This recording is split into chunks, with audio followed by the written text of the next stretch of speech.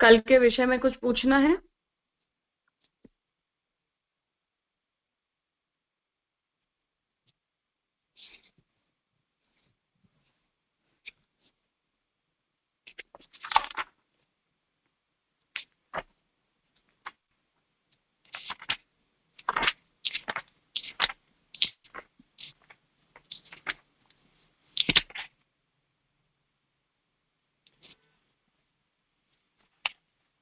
ठीक है, तो कल तक हमने ये बात देखी कि जहाँ श्री महाप्रभु जी ये आज्ञा करते हैं कि जीवात्मा की स्थिति के कारण या जीवात्मा की अवस्था के कारण ब्रह्म में सगुणता और निर्गुणता आदि का आवेश नहीं करना चाहिए। और श्री महाप्रभु जी ने भागवत जी के वचन से ये आज्ञा दी कि श्रीमद् भागवत के प्रमाण वचन से ये बात सिद्ध होती है कि निर्गुण अवस्था में जीव जो है वो इस प्रकार का अनुभव करता है कि जिसमें उसे भगवान के लोक के दर्शन होते हैं। तो यदि भगवत लोक का जो दर्शन है वो भी गुणातीत और निर्गुण अवस्था में संभव हो, तब फिर साक्षात भगवत दर्शन जो है वो किसी भी प्रकार के सगुण जीव को कभी हो नहीं सकते हैं।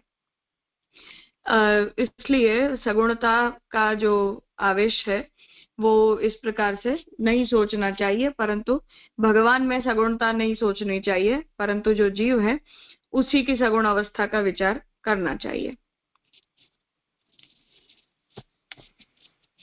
जो यह कहा कि ब्रह्मवेत्ता के लिए द्वैत दर्शन के बिना कामोपभोग करना असंभव है, उस पर भी कथन यह है कि सर्वमात्मैवाभूत श्रुति अखंड ब्रह्माद्वैत के भान होने से ब्रह्मवेत्ता के लिए प्रापंचिक भेद प्रदर्शन की बात बतलाती है, प्रपंच से अतीत अर्थ दर्शन की प्राप्ति या निषेध की बात नहीं करते। तो अब कल जहां से शंकराचार्य जी को ये आपत्ति उपस्थित हुई थी उसका यहाँ विचार बता रहे हैं कि शंकराचार्य जी ने यहाँ से इस बात को उठाया कि यदि जो जीव है वो कामनाओं का उपभोग करता है तो वो जीव सगुण होना चाहिए, निर्गुण अवस्था में पहुंचे हुए जीव को काम का उपभोग नहीं हो सकता है। इसलिए पिछले पूर्व पक्ष में शंकराचार्य जी ने ये कहा कि यहाँ जिस प्रकार की फलानुभूति और जिस प्रकार के जीव की अवस्था की बात हो रही है उसे हमें सगुण ब्रह्म और सगुण जीव परक ही सोचना चाहिए, निर्गुणता परक उसका अर्थ नहीं सोचना चाहिए। इसलिए यहाँ श्री महाप्रभु जी उसका खंडन कर रहे हैं कि शंकराचार्य जी को यह आपत्ति थी कि कामनाओं का जो उपभोग है वो द्वैत अवस्था में ही पॉसिबल हो सकता है, अद्वैत का अनुभव करने वाला जो जीव है वो कामनाओं का उपभोग नहीं कर सकता है। तो श्री महाप्रभु जी यहाँ ये कह रहे हैं कि ऐसा कोई आवश्यक नहीं है कि द्वैत दर्शन के बिना कामोपभोग नहीं हो सकता। इसलिए सर्वम आत्मैवाभूत, ये सब कुछ जो है वो आत्मा ही बनी है। ये श्रुति वचन ये बात सिद्ध करता है कि जब जीव को अखंड ब्रह्म का अनुभव हो भी रहा हो उस स्थिति में भी प्रापंचिक भेद प्रदर्शन जो है वो श्रुति ने बताया है, अर्थात प्रपंच का भेद जीव को समझ में आ सकता है। इसलिए प्रपंच से बढ़कर फल दर्शन की प्राप्ति या निषेध की बात भी वहां श्रुति ने नहीं की है। पुरुषोत्तम का स्वरूप तो जगत के समस्त जीवों के धर्म से विशिष्ट प्रपंच से अतीत ही है, उसके दर्शन आदि से जागतिक प्राप्ति कहाँ संभव है। तो अब जो बात ब्रह्मविद आपनोति परम में परम शब्द से परब्रह्म अर्थ लिया था उसे यहाँ श्री महाप्रभु जी कह रहे हैं कि अब यदि केवल अक्षर ब्रह्म के अनुभूति में भी जगत का अनुभव जीव को न होता हो, तो जब पुरुषोत्तम की प्राप्ति कोई जीव कर ले या पुरुषोत्तम का जब वो अनुभव करने लग जाए तो ऐसी स्थिति में ये फल लौकिक फलों के साथ जुड़ा होता है या लौकिक फल से संबंधित हो सकता है, ऐसा कैसे कहा जा सकता है। इसलिए सीधा उसका यही तात्पर्य है कि ऐसा पॉसिबल नहीं है कि जीव को उस प्रकार की अनुभूति इतने उत्तम फल को प्राप्त करने के बाद हो। इसलिए फलानुभूति इक्वल्स टू द्वैत की अंडरस्टैंडिंग या द्वैत की अनुभूति, ऐसा मानने को कोई कारण नहीं है। अद्वैत की अनुभूति करने वाला जीव भी भगवान के साथ रहकर सुख का उपभोग कर सकता है। यह दृश्य जगत भूत और भविष्य में विराट पुरुष का ही रूप है इत्यादि वाक्य से प्रपंच जगत की ब्रह्मात्मकता बतलाई गई और उसका स्वरूप इतना ही नहीं है, इससे भी महान है, ऐसा विराट पुरुष रूप से वर्णन किया गया है।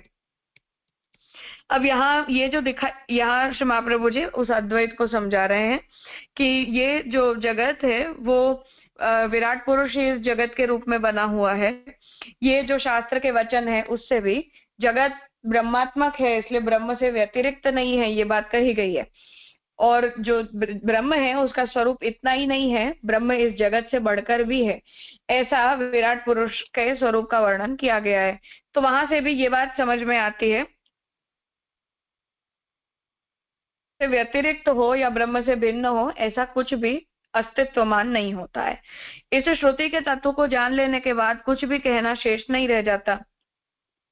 इसलिए ब्रह्म से भिन्न जो है वो कुछ भी एग्जिस्टिंग ही नहीं है, ये बात यहाँ से सिद्ध होती है। ब्रह्मवेत्ता की पर प्राप्ति की पूर्व दशा केन इत्यादि से तथा उत्तर दशा सोष्णुते इत्यादि से वर्णन की गई है। इस प्रकार सब कुछ सुसंगत है। तो ब्रह्मवेत्ता की पर प्राप्ति की पूर्व दशा अर्थात जब तक उसे ब्रह्म प्राप्ति नहीं हुई या जब तक उसे ब्रह्म का अनुभव नहीं हुआ, वहां भी उस जीव की स्थिति क्या होती है उसका भी वर्णन किया गया है। और जब वो जीव ब्रह्म को प्राप्त कर लेता है तब वो किस प्रकार से सभी कामनाओं से परिपूर्ण हो जाता है या ब्रह्म का अनुभव करता है, ये बात भी श्रुति ने कही है। इसलिए दोनों ही पक्षों से ब्रह्म की अनुभूति से पूर्व और ब्रह्म की अनुभूति के बाद इन दोनों ही स्थितियों का शास्त्र में वर्णन किया गया है। छांदोग्य में भी यत्र न अन्यत पश्यति इत्यादि से भूमा का स्वरूप बतलाकर आत्मैव इदं सर्वम इत्यादि से उसके विभाव का वर्णन करके कहा गया है कि उसे इस प्रकार देखकर, इस प्रकार जानकर, इस प्रकार मानकर वह आत्मरति, आत्मक्रीड़, आत्ममिथुन, आत्मानंद स्वराट होता है, समस्त लोकों में उसकी अप्रतिहत गति होती है इत्यादि। इसका विस्तृत विवेचन लिंग भूयस्त्वात् तद इह बलीयस्तदपि अधिकरण में करेंगे। तो यहाँ श्री महाप्रभु जब इस विषय को समझा रहे हैं कि छांदोग्य उपनिषद में भी ये बात कही गई है कि जब जीव को ब्रह्म का अनुभव हो जाता है तब उस जीव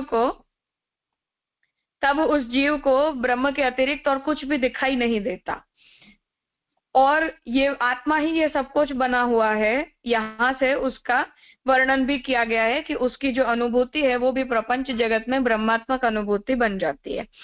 और फिर उसका फल क्या होता है तो वो भी बताया गया है कि जब वो ब्रह्म को इस प्रकार से देखता है या ब्रह्म को इस प्रकार से जानता है या ब्रह्म का जब वो इस प्रकार से अनुभव करता है तब वो आत्मरति, आत्मक्रीड़, आत्ममिथुन, आत्मानंद स्वराट अर्थात विराट हो जाता है और समस्त लोकों में उसकी अप्रतिहत मतलब बिना किसी प्रकार की रुकावट के, तो बिना किसी प्रकार की रुकावट के उसकी गति होती है।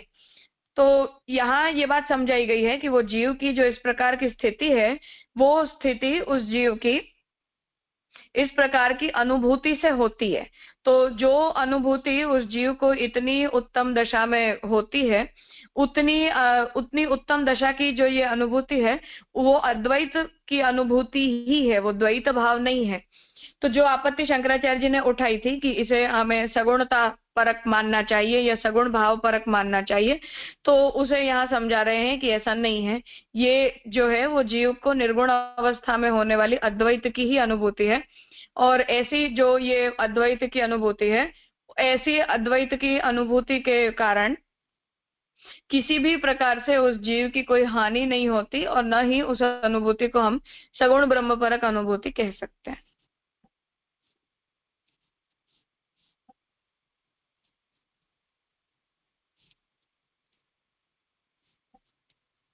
कुछ पूछना है इस विषय में? हाँ कहिए जगदीश जी।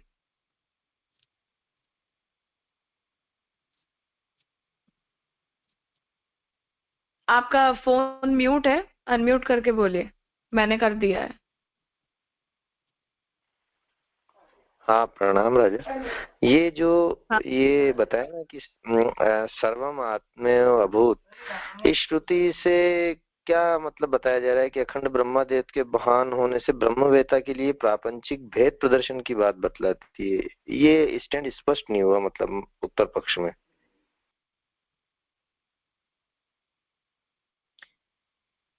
शंकराचार्य जी ने ये आक्षेप किया कि द्वैत दर्शन के बिना काम का उपभोग नहीं हो सकता है, पर वहां शास्त्र ये कहता है कि ये सब कुछ ब्रह्म ही बना है। इसलिए जब ब्रह्मवेत्ता को अनुभव होता है, वो यदि जगत का भी अनुभव हो रहा हो, तब भी वो ब्रह्म से व्यतिरिक्त जगत का अनुभव नहीं है, क्योंकि हम जगत को ब्रह्म से अलग नहीं मानते हैं, हम जगत को मिथ्या नहीं मानते हैं। तो प्रपंच की अनुभूति यदि किसी ब्रह्मवेत्ता जीव को हो भी रही हो, तब भी उसमें कोई आपत्ति का प्रश्न नहीं है, क्योंकि यह जगत रूप ब्रह्म ही बना है। तो जगत के रूप में भी अनुभूति तो उसे ब्रह्म की ही होती है, इसलिए वो द्वैत बुद्धि नहीं है।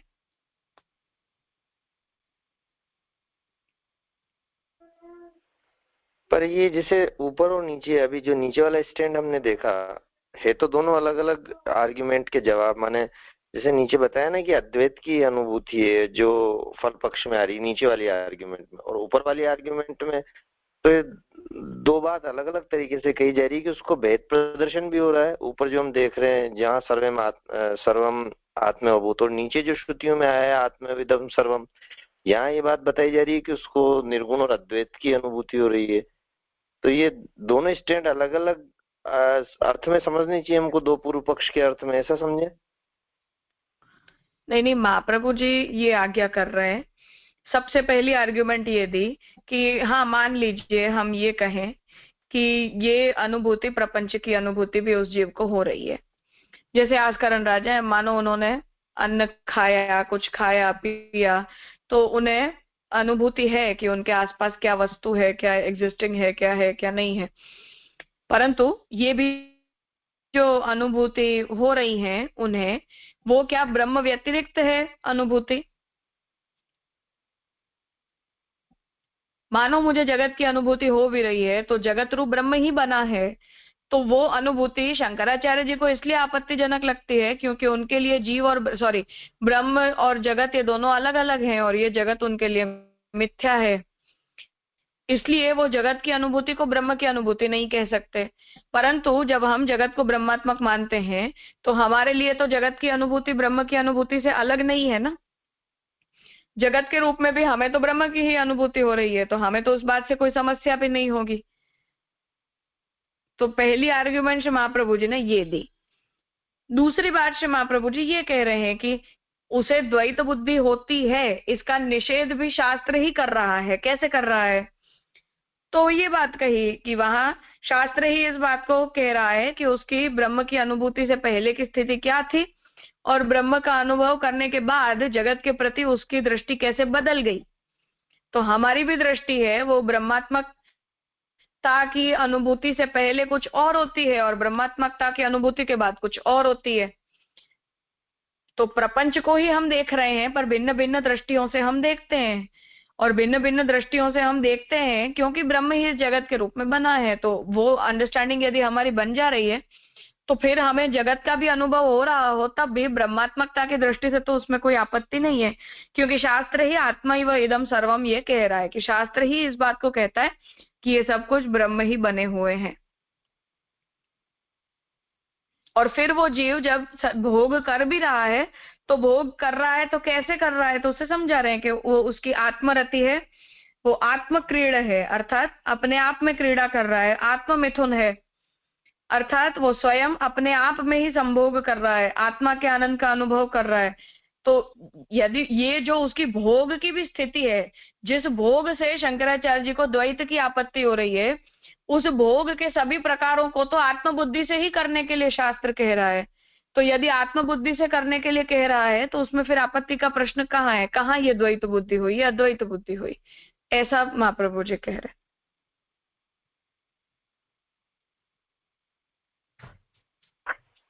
हाँ जी, बिल्कुल स्पष्ट हो गया। एक पंक्ति बस रह गई, ये जो ऊपर जहां हमने सर्वम आत्मभूत देखा, उसमें प्रपंच से अतीत फल या दर्शन की प्राप्ति या निषेध की बात नहीं करती है। हाँ, अर्थात जो जीव है उसे जब ब्रह्म की अनुभूति होगी तब ये प्रपंच का नाश हो जाएगा, ऐसा तो श्रुति नहीं कहती है, पर शंकराचार्य जी ऐसा मानते हैं कि जब जीव को ब्रह्म ज्ञान हो जाता है तब ये प्रपंच गायब हो जाता है, क्योंकि ये सब तो माइक था, मिथ्या था। तो महाप्रभु जी ये कह रहे हैं कि श्रुति ने जब फल बताया है तब फल दशा में भी जीव की अनुभूति को प्रपंच व्यतिरिक्त, प्रपंच से स्वतंत्र नहीं बताया है या प्रपंच से बढ़कर नहीं बताया है। तो यदि नहीं बताया है तो उसका अर्थ ये है कि इस प्रकार की अनुभूति में जगत का अनुभव बंद हो जाता हो, ऐसा नहीं कह सकते। हाँ, स्पष्ट हो गया जी, बिल्कुल। प्रणाम।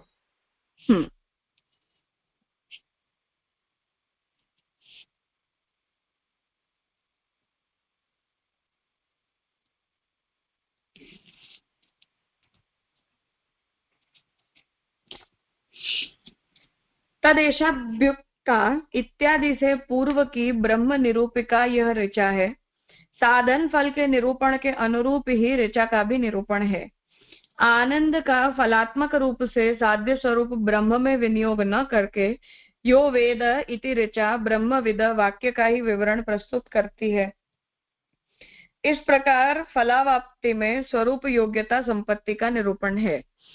अब यहाँ श्री महाप्रभु जी उसका तात्पर्य समझा रहे हैं कि तदेशाभ्युक्ता, यहाँ से ब्रह्म निरूपिका जो ये श्रुति वचन है जहाँ ब्रह्म के स्वरूप का निरूपण किया जा रहा है, वो साधन फल के निरूपण के अनुरूप ही ऋचा ब्रह्म के स्वरूप का निरूपण करती है।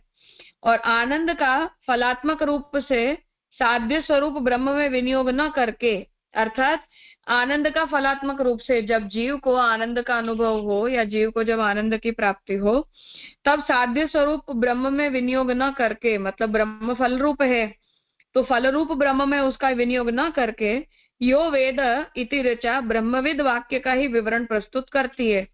तो आइडियली ये होना चाहिए कि जब हम साधन का वर्णन करते हैं तो फल के वर्णन में हमें ये कहना चाहिए कि ये ब्रह्म तुम्हें फल के रूप में प्राप्त होगा, परंतु श्रुति ने ब्रह्म की फल रूपता न बताकर उसकी स्वरूप योग्यता का निरूपण किया है कि ब्रह्म परम फल की प्राप्ति किसे होगी, जो ब्रह्म को जानने वाला होगा।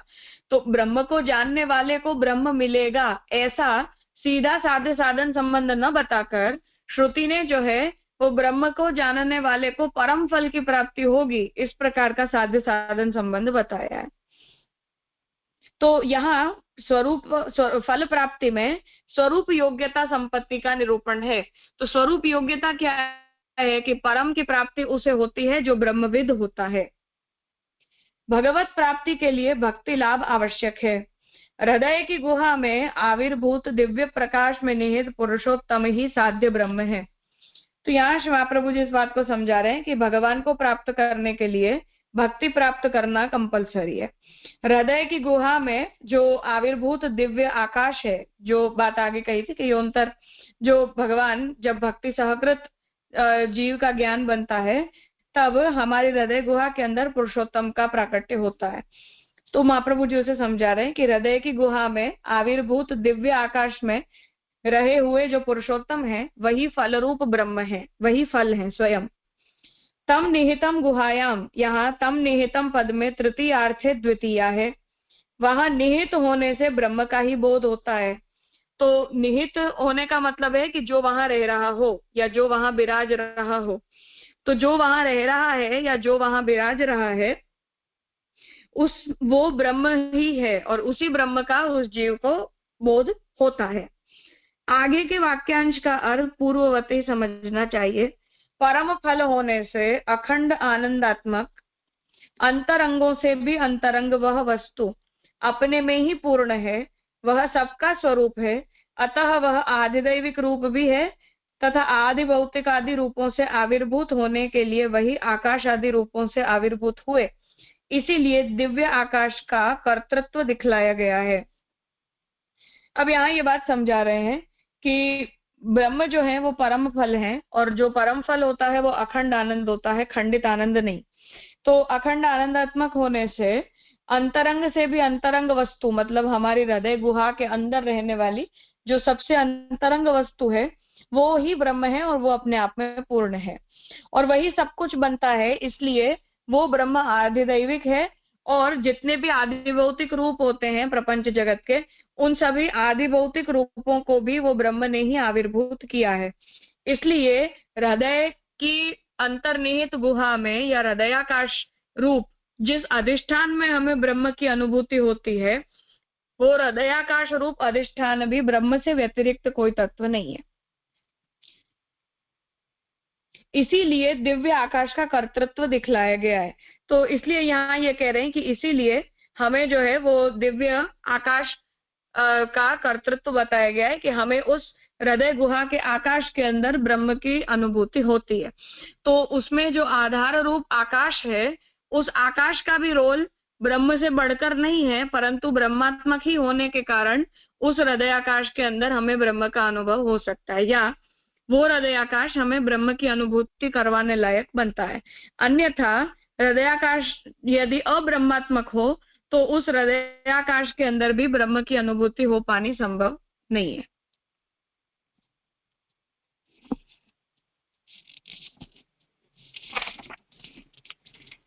कुछ पूछना है इतने विषय में?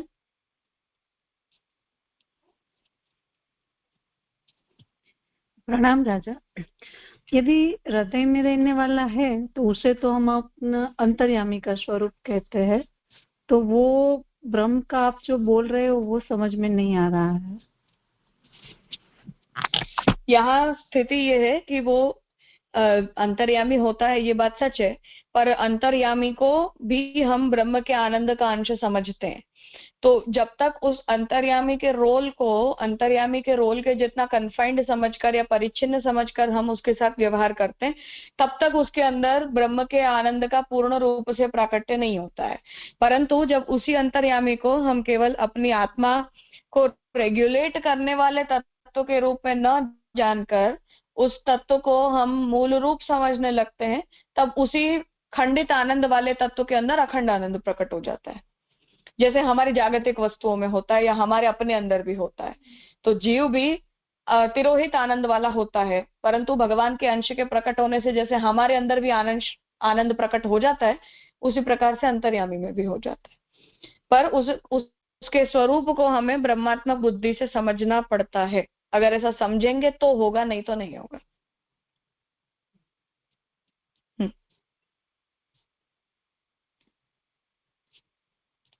हाँ स्वातिबन। हाँ धन्यवाद। प्रणाम राजा। राजा, यहाँ जो शंकराचार्य जी को महाप्रभु जी जो जवाब दे रहे हैं, तो वहाँ द्वैत में भी आत्मरति, आत्मक्रीड़ा, आत्ममिथुन, आत्मानंद प्रकट हो सकता है, वैसे जवाब दे रहे हैं ना? क्योंकि हृदय के अंदर नहीं, ऐसा नहीं दे रहे हैं। नहीं,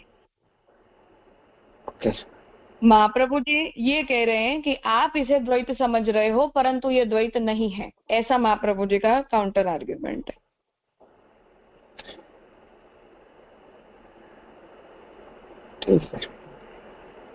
जगदीश जी ने पूछा तब मैंने इसीलिए कहा था कि महाप्रभु जी ने इसे 2 फेसेस में आंसर किया है। पहले फेस में आंसर ये किया कि आपको द्वैत भाव से प्रॉब्लम क्यों है, क्योंकि वो जगत को माइक मानते हैं, तो उनके लिए जगत की अनुभूति ब्रह्म की अनुभूति नहीं होगी। हम अपनी तरफ से ये कहते हैं कि जगत की अनुभूति ब्रह्म की ही अनुभूति है, क्योंकि जगत ब्रह्म से भिन्न नहीं होता है। ये पहली बात हो गई। इसलिए जगत की अनुभूति से हमें उतनी समस्या नहीं है। शंकराचार्य जी की समस्या ये है कि वो ब्रह्म ज्ञान होते ही जगत की विस्मृति मानते हैं, क्योंकि ये तो स्वप्नवत है। तो हमारी सुबह जैसे ही आंख खुली, ऐसे ही हमारा सपना बंद हो जाना चाहिए। आंखें खुलने के बाद भी किसी के सपने चालू नहीं रहते हैं। उसी प्रकार से आंखें खुलना ब्रह्म ज्ञान है, तो ब्रह्म ज्ञान होते ही जगत सर्वथा विस्मृत होना चाहिए। यही मुक्ति है, यही ब्रह्म ज्ञान है। क्योंकि जगत और ब्रह्म का ज्ञान ये दोनों ही एक दूसरे से बहुत विरोधी हैं, ब्लैक एंड व्हाइट की तरह हैं। हम ये आर्ग्यूमेंट दे रहे हैं महाप्रभु जी अपनी तरफ से कि पहली बात कि श्रुति ही ये कहती है कि आत्मा ही सब कुछ बना है, जगत के रूप में ब्रह्म ही सब कुछ बने हैं, तो जगत की अनुभूति भी ब्रह्म की अनुभूति है। फर्स्ट ऑफ ऑल, हमें जगत की अनुभूति ब्रह्म की अनुभूति से भिन्न नहीं लगती है। इसलिए जो ब्रह्मज्ञानी है वो ब्रह्मज्ञानी बनकर जब प्रपंच का अनुभव करता है तो वो ब्रह्मात्मक अनुभव करता है, अब्रह्मात्मक अनुभव नहीं करता जैसा कि संसारी जीव करता है।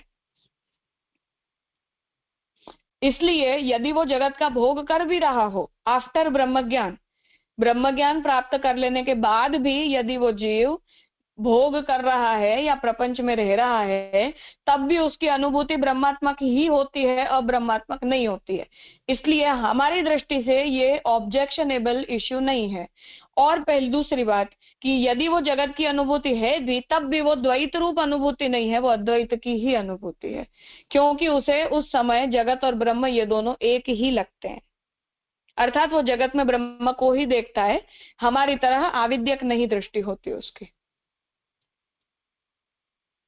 राजा, ये फर्स्ट पोर्शन हुआ ना, मैं यहाँ से पूछ रही हूँ कि भगवत प्राप्ति के लिए भक्ति लाभ आवश्यक है, तो वहाँ जो विषय जो आ रहा है इधर तक तो समझ में आ गयो कि शंकराचार्य को महाप्रभु जी इस तरह जवाब दे रहे हैं, लेकिन जब भक्ति की बात आई तो फिर भक्त और भगवान दो रूप नहीं हो सकेंगे। महाप्रभु जी ने वही तो कहा कि दो रूप हैं और वो दो रूपों में द्वैत बुद्धि नहीं है, इसीलिए हमें उससे प्रॉब्लम नहीं है। शंकराचार्य जी की यही तो प्रॉब्लम थी कि उन्हें द्वैत बुद्धि से समस्या है कि भोग में दो होते हैं। तो मानो भक्त भोग कर रहा है भगवान का, तो भक्त और भगवान ये दो तत्व हुए, दोनों एक दूसरे से अलग हुए, और यदि अलग हुए तो वो सगुण अनुभूति है, वो निर्गुण अनुभूति नहीं है। ओके, आश्करण राजा की तरह वो भक्त थे और भगवान की अनुभूति एक सरीखी होती थी, ऐसे कह रहे हो आप? तो इसीलिए सबसे पहला महाप्रभु जी ने ये कहा कि मानो अलग अनुभूति हो भी रही हो तो ब्रह्म ही ब्रह्म की अनुभूति कर रहा है। इस स्टेटमेंट से भी हमें कोई समस्या नहीं है। यदि ब्रह्मात्मक अनुभूति कर लेने के बाद भी जीव को जगत की अनुभूति हो रही है, तब भी उससे हमें कोई समस्या नहीं है, क्योंकि जगत रूप ब्रह्म ही बने हैं। तो आविद्यक अनुभूति जब तक नहीं है तब तक उससे भी हमें कोई समस्या नहीं है, यदि द्वैत दर्शन भी है या भेद की अनुभूति है तब भी।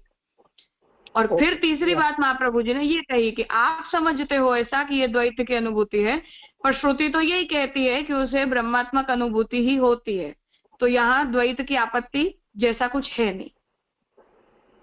ओके जी राजा, क्लियर भयो, प्रणाम। हाँ, और इसलिए फिर आगे श्री महाप्रभु जी ने ये बात यहाँ कही कि इसलिए जिस हृदयाकाश के अंदर ब्रह्म का अनुभव हो रहा है, वो हृदयाकाश में होने वाला वो हृदयाकाश रूप अधिष्ठान भी ब्रह्म ही है, और वो अधिष्ठान रूप ब्रह्म ही इस रूप में बना है, इसलिए इससे भी हमें कोई आपत्ति नहीं। जी जी राजा। हाँ राजेश भाई। हाँ राजा, यहाँ जो ये आया ना, आनंद का फलात्मक रूप से साध्य स्वरूप ब्रह्म में विनियोग न करके यो वेदेति रुचा ब्रह्मविद वाक्य का ही विवरण प्रस्तुत करती है, तो ये तो मतलब आनंद का फलात्मक रूप से ब्रह्म में विनियोग नहीं किया, वो मतलब ब्रह्मविदा जो हमने देखा था ब्रह्मविद और परम में आनंद लिया, ऐसे समझना इसको? हाँ, वही तो मैंने कहा कि यहाँ श्रुति ने ये नहीं कहा कि ब्रह्म को जानने वाला ब्रह्म को प्राप्त करता है, पर श्रुति ने ये कहा कि ब्रह्म को जानने वाला परम फल को प्राप्त करता है। तो जब उससे परम फल की प्राप्ति होगी ऐसा कहा जा रहा है, तो उस परम फल की प्राप्ति से बढ़कर श्रुति का तात्पर्य योग्यता को बताने में है कि परम फल की प्राप्ति में अधिकारी कौन होगा। इसलिए ब्रह्मविद ये इंपॉर्टेंट एस्पेक्ट है, ज्यादा इंपॉर्टेंट एस्पेक्ट है, और फल की प्राप्ति होना ये उस स्टेटमेंट के अंतर्गत गौण एस्पेक्ट है। मतलब जो स्वरूप योग्यता है तो महात्म्य ज्ञान के अंतर्गत ले सकते हैं, जैसे पहले आप सुना की थी।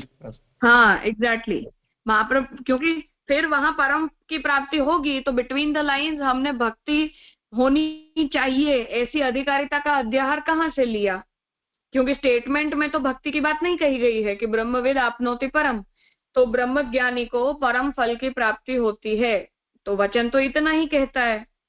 वचन में ये नहीं कहा गया है कि ब्रह्म ज्ञानी के पास भक्ति भी होनी चाहिए। तो महाप्रभु जी ये कह रहे हैं कि इस स्टेटमेंट में यदि ब्रह्म की प्राप्ति का फल बताना ज्यादा इंपॉर्टेंट होता तो साध्य और साधन संबंध को डायरेक्टली बोला गया होता कि ब्रह्म को जानने वाला ब्रह्म को प्राप्त करता है, तो वहां साध्य साधन संबंध में कोई कंफ्यूजन नहीं रहता। पर श्रुति ने उस प्रकार से फल का निरूपण न करके ये कहा कि ब्रह्म को जानने वाले को परम फल मिलता है। तो ब्रह्म को जानना, इस एस्पेक्ट के ऊपर श्रुति का जोर ज्यादा है। अच्छा, तो मतलब जो और फिर बिटवीन द लाइन हम जिस भक्ति के एस्पेक्ट को लेकर आ रहे हैं वो भक्ति का एस्पेक्ट फिर नायम आत्मा प्रवचन न लभ्यो वहां से आ रहा है कि जहां फल को इंपॉर्टेंस दी गई है कि ये उस प्रकार का फल है जिसकी प्राप्ति इन साधनों से नहीं हो सकती है। अच्छा, मतलब हम अगर ब्रह्मविद आपनोति परम में देखें तो अक्सर ब्रह्म रूपी जिसके मतलब उसको ज्ञान है उसको परम फल रूपी पुरुषोत्तम की प्राप्ति होती है, ऐसा महाप्रभु जी का स्टेटमेंट है। हाँ हाँ बिल्कुल। हाँ, हाँ, हाँ।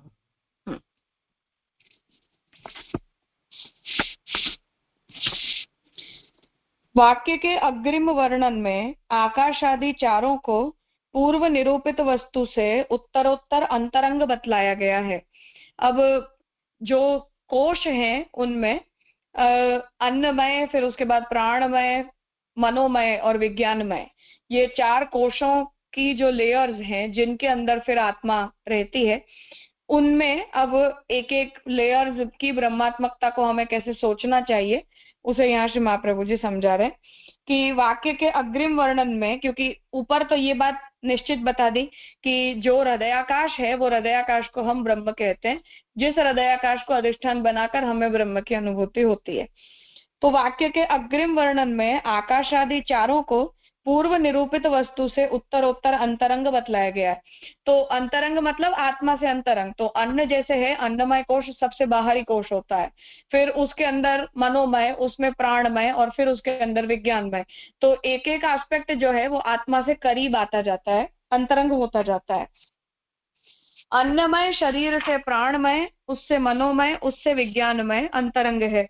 तो सबसे बाहरी लेयर अन्नमय है जो हमारा शरीर है, उसके अंदर प्राणमय कोश, उसके अंदर मनोमय कोश और फिर उसके अंदर विज्ञानमय जो आत्मा के सबसे नजदीक है। अर्थात जल स्वरूप अन्न रसमय, वायु रूप प्राणमय, तेज रूप मनोमय, आकाश रूप विज्ञानमय उत्तरोत्तर अंतरंग है।